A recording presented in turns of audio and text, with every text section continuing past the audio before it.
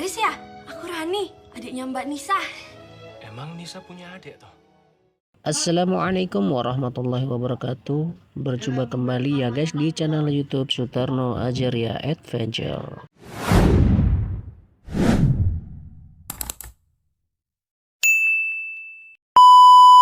Kali ini kita akan bahas ya guys sebuah film bioskop yang sedang trending, yaitu Ipar Adalah Maut. Salah satu ujian dalam rumah tangga ya guys itu adalah ipar, karena ipar ini bak seperti maut yang mengerikan, yang diam-diam itu masuk dalam rumah tangga kita ya guys. Tipu daya dan fitnahnya itu sangatlah besar sekali. Dan pemeran utama di film ini mengakui baru tahu kalau judul filmnya itu diambil dari hadis Nabi Shallallahu Alaihi Wasallam, dan penulis aslinya itu memberikan alasannya mengapa beliau memberi judul ini. Yaitu saya ambil dari hadis Al-Habu Al-Maut, yang sebenarnya nggak hanya adik ipar ya. Ipar itu bisa kakak ipar laki-laki atau adik ipar perempuan. Yang Rasul aja udah bilang gitu loh, kalau ipar itu sebenarnya emang maut, hal yang kita nggak boleh berinteraksi terlalu dekat sesama ipar, karena kemungkinan atau terjadi hal-hal yang tidak diinginkan itu pasti ada. Kenyataan yang terjadi adalah membuktikan bahwa banyak yang tidak mengetahui bahwa ipar itu adalah maut. Itulah pentingnya ya guys, kita belajar agama untuk menuntut ilmu syar'i agar kita tahu samudra ilmu yang diajarkan dalam agama Islam yang hak ini. Sekarang kita simak penjelasan dari Ustadz Khalid Basalamah mengenai ipar adalah maut. Tentang bolehkah wanita berkumpul berduaan saja dengan iparnya, sebagaimana boleh dia berdua dengan mertuanya ya, atau anak pasangannya. Maka jawabannya tidak boleh kalau ipar. Kalau ipar tidak dibolehkan. Tapi kalau mertua ya, anak pasangan, mungkin kita nikah sama janda atau duda ya, yang lawan jenis anaknya, maka ini semua dibolehkan ya. Tapi kalau ipar sama sekali tidak boleh. Dan ini hukum syari tersendiri. Jadi tidak ada hubungannya dengan tadi masalah mewarnai rambut, itu sudah selesai. Dan Nabi SAW menggambarkan ipar dengan kematian. Dan ini sekaligus meluruskan banyak kesalahan yang kita fahami di Indonesia. Ya, jadi kadang-kadang kena adik ipar, kakak ipar, dianggap tidak masalah lah. Dia lagi pergi kantor, dibiarin adiknya antarin istrinya, atau kakaknya antarin. Ya, ini kata Nabi SAW kematian. Ya. Waktu Nabi bilang jangan masuk menemui wanita-wanita yang bukan mahram, kata para sahabat, ya Rasulullah, ipar bagaimana? Adik saya, kakak saya. Kata Nabi SAW justru itu kematian. Kenapa dikatakan kematian? Karena kalau pasangan kita selingkuh dengan saudara kita, itu berat sekali. Berat sekali dibandingkan dengan selingkuh dengan orang lain ya. Apalagi kalau sampai hamil.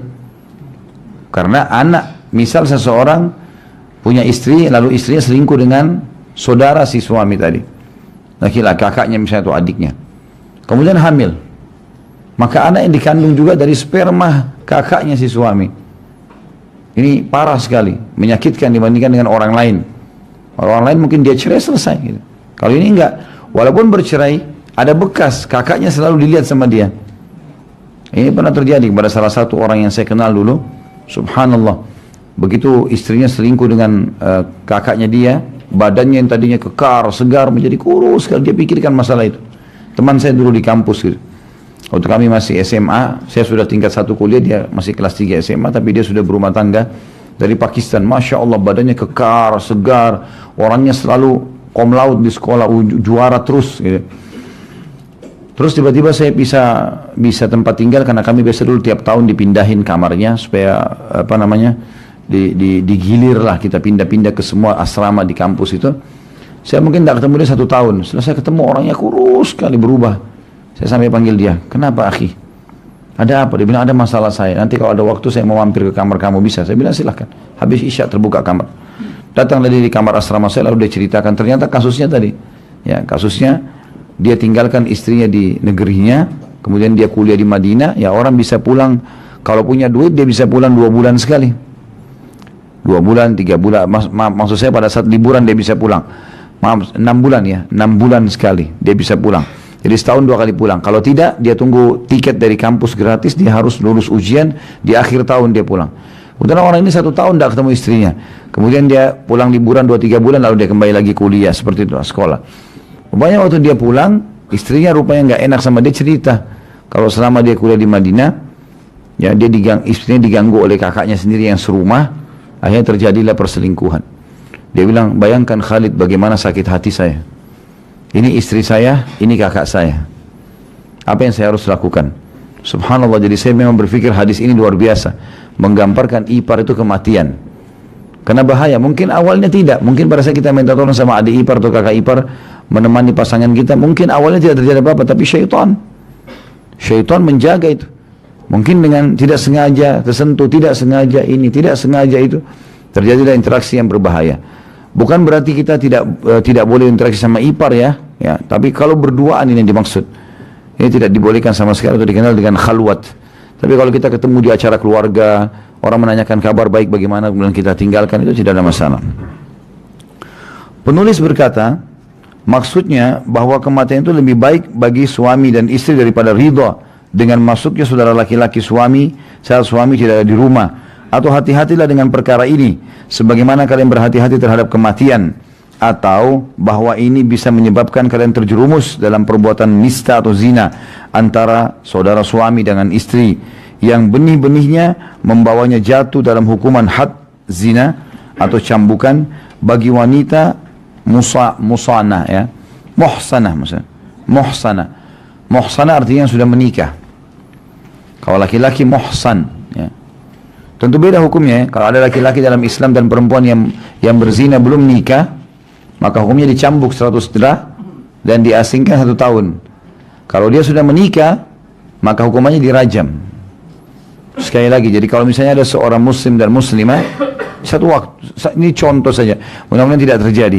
Ada seorang muslim dan muslimah umurnya berzina di umur 15 tahun, atau dia berzina di umur 60 tahun. Salah satunya, masih muda sekali atau sudah tua, tapi belum pernah menikah. Ya, gadis tua atau bujang tua ini terus dia berzina, hukumnya dicambuk tetap.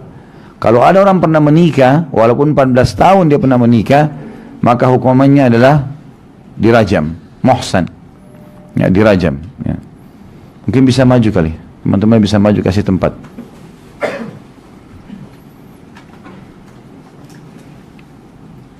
Termasuk tidak boleh selain daripada ipar adalah duduk merapat dengan yang bukan mahram di pengajian. Maju, kasih tempat. Lama-lama merapat semua ke belakang nanti. Jadi ini tidak boleh juga ya. Ini yang dibahas oleh beliau tadi. Beliau mengatakan atau bahwa kematian itu lebih baik bagi ipar daripada menemui istri saudara. Sedemikian bingung dan ragu, padahal sebagian ibu mengatakan saudara laki-laki suami atau ipar sekiranya istri saudaranya telanjang, niscaya ia akan menutupinya dengan pakaiannya. Jadi mengapa sedemikian bimbang dan ragu? Kalian membuka pintu dengan cara ini untuk orang ini ya. Kami jawab, hadis mulia ini bukan muatan kami, bukan hasil akal dan pengalaman kami, tapi ini adalah hadis Nabi SAW yang tak pernah berkata berdasarkan hawanya. Sama, dua-duanya fitnah. Saya tahu benar ada kasus rumah tangga yang kebetulan saya juga termasuk ikut dalam memecahkan pada saat itu. Jadi ada seseorang menikah kemudian tinggal di luar negeri, bukan tinggal di Indonesia, tinggal di luar negeri. Kemudian adiknya si perempuan ini, si istri, rupanya di Indonesia pergaulannya bebas sekali. Maka oleh kerabatnya dikirim, suruh titipin di rumahnya iparnya tadi, suruh itu di rumah. Jadi ini kakak, ini adik. Adik sudah nikah, si kakak belum gitu. Maka ini dikirim ke sini gitu. Berjalan satu rumah sama iparnya nggak ada apa-apa, sama sekali nggak. Jalan 1 tahun nggak masalah. Rupanya berjalan waktu, gitu kan. Entah bagaimana godaan syaitan, karena sering interaksi, sering lihat segala macam, muncul rasa suka.